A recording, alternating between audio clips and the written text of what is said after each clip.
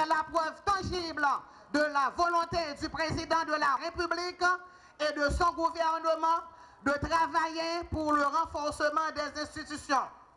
Ils ont le souci de faire de l'École nationale de Grand Lac une institution tournée vers l'avenir. L'être humain est considéré comme un animal intelligent et de surcroît le plus intelligent, ce qui le place au sommet de la création. Cette intelligence, il la doit à son ego, qui, poussé par la nécessité d'interagir avec ses semblables, le fait s'organiser en société qui elle-même, à des niveaux divers, depuis l'Antiquité, fait intervenir des normes d'amélioration et d'évolution. Cependant, armés de force et de courage, nous nous oublions nous-mêmes adultes pour que nos rejetons soient fiers de notre travail. Une sage pensée soutient que ouvrir une école, c'est fermer une prison.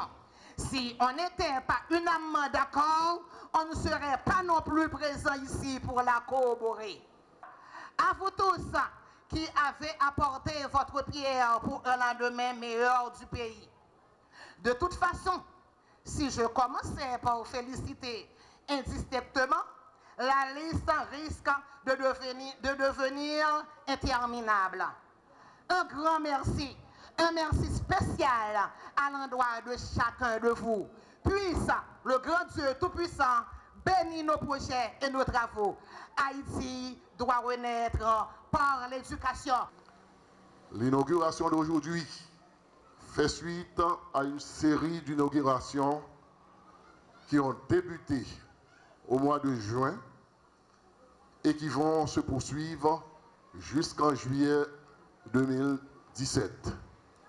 D'ici décembre 2016, naturellement, on prévoit d'inaugurer 40 nouvelles écoles capables de desservir un nombre approximatif de 30 000 élèves.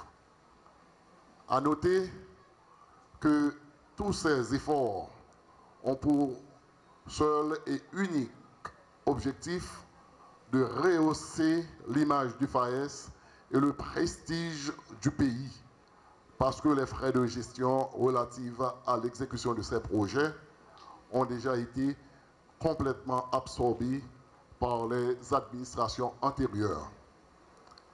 Population de grande hâte, vous êtes bénéficiaire d'une école moderne. Une grande responsabilité vous incombe aujourd'hui. Cette cérémonie d'inauguration constitue le symbole d'un grand engagement pour vous, un engagement pour l'avenir, un engagement pour le progrès économique et social. Prenez soin de votre école. Elle est le chemin qui mène vers la performance et l'épanouissement de vos fils et filles au bénéfice de votre communauté qui le mérite tant. Que Dieu vous bénisse. Je vous remercie.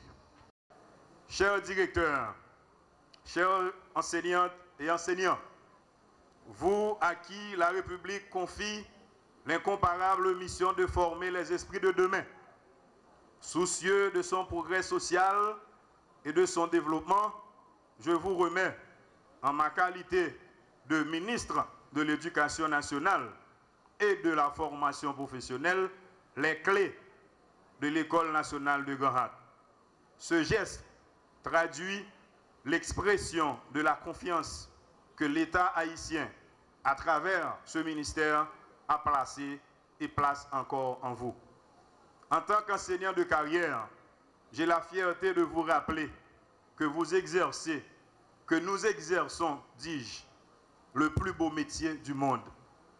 Mais lorsqu'il n'est pas exercé avec un esprit d'abnégation, un sens de responsabilité très soutenu, et quand nous savons les conditions difficiles dans lesquelles nous exerçons ce métier, il peut aussi faire le plus de tort à une nation.